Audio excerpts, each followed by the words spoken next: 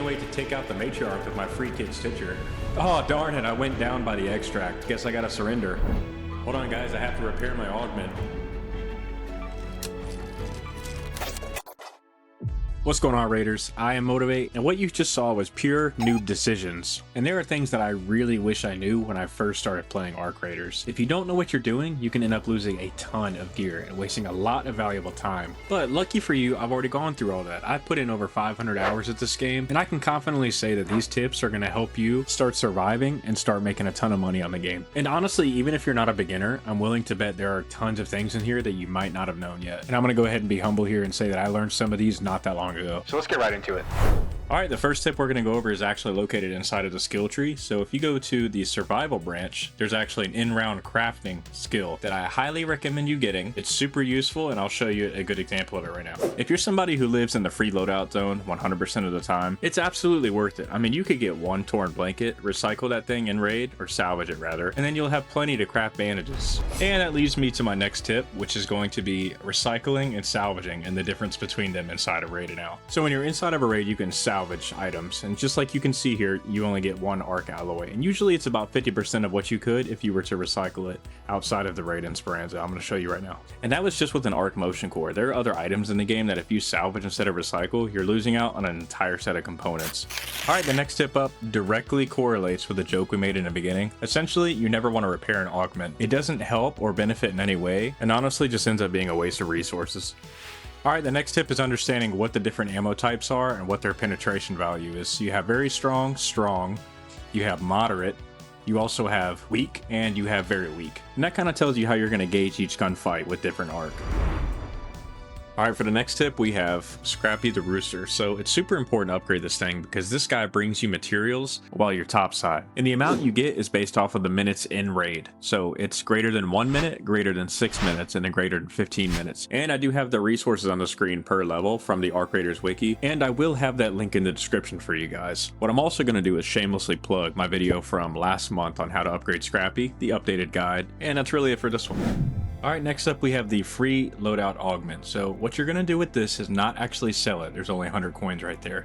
You're going to take this thing, head to the traders in the clinic, which is Lance. And then you can go ahead and trade this thing in for either a looting, a combat, or a tactical Mark 1. You can either use that, or you can effectively sell it immediately for a super profit. And by super, I mean an extra 540. But it's still coins nonetheless that you otherwise wouldn't have had.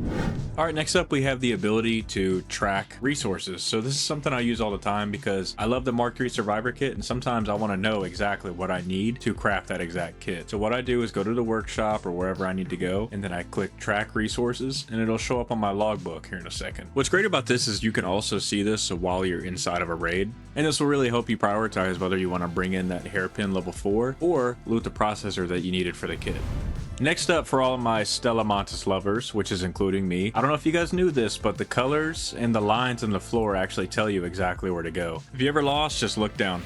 Next up, if you ever see a fireball come at you, just sit and wait for them to open up. It's super easy to kill them, and usually in 1 or 2 shots regardless of the gun. It's not a big deal. And with the pops, you actually take no damage if you shoot it right next to you, as long as it doesn't self-destruct.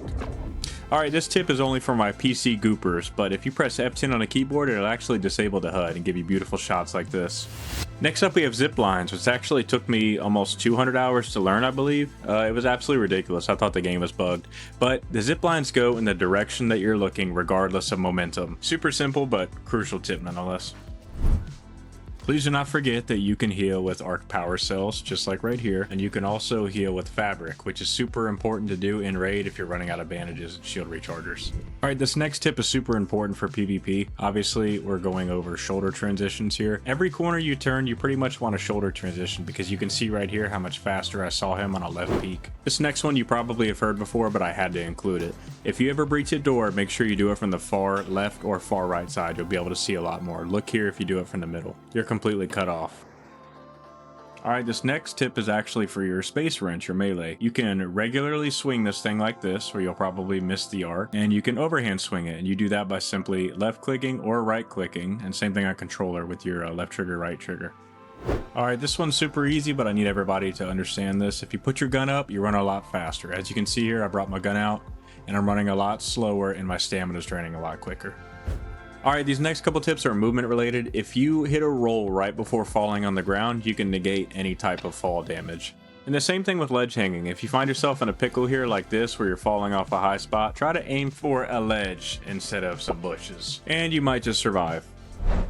This next tip I really wish I would have known from the beginning because I stress out a lot of raids, but essentially you got the 5-minute warning with the Duke going off. But what happens is once it gets to 0, you can actually still extract as long as you click the button before 0. Kind of nice because you got another almost minute buffer.